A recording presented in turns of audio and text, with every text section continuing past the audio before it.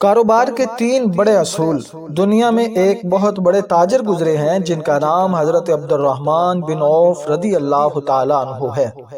یہ اتنے بڑے تاجر تھے کہ ان کے پاس اتنی بڑی دولت تھی کہ آج کا پورا پاکستان وہ اکیلے ہی خرید سکتے تھے۔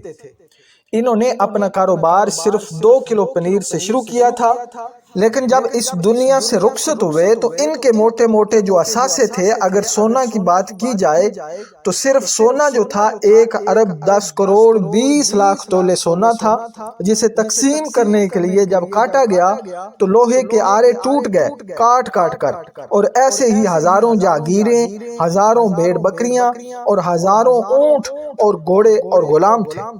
وہ ہماری طرح جمع بھی نہیں کرتے تھے، ادھر سے مال آیا تو ادھر بانٹ دیا اور ادھر سے آیا تو ادھر بانٹ دیا۔ یہ وہ مال تھا جو بانٹتے بانٹتے بچ گیا تھا۔ جب ان سے کاروبار کی ترقی کا راز پوچھا گیا تو انہوں نے فرمایا، میں 3 کام کرتا ہوں۔ نمبر 1، میں مال ادھار نہیں خریدتا۔ نمبر 2، میں مال ادھار نہیں بیچتا۔ نمبر 3، میں ذخیرہ اندوزی نہیں کرتا، یعنی کل کی امید پر مال نہیں روکتا کہ مہنگا ہوگا تو بیچوں گا۔ اگر آج بھی 1 روپیہ نفع مل رہا ہے اور یہ پکی امید ہو کہ کل بیچوں گا تو مجھے 10 روپے نفع ملے گا تو میں آج ہی بیچوں گا، کل کا انتظار نہیں کروں گا۔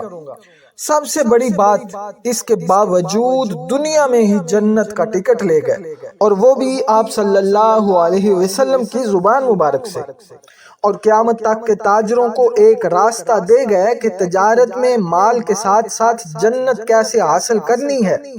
ناظرین گرامی، آخر میں آپ سے گزارش ہے کہ اگر ویڈیو پسند آئی ہے تو ہمارے چینل کو ضرور سبسکرائب کریں۔ بہت بہت شکریہ۔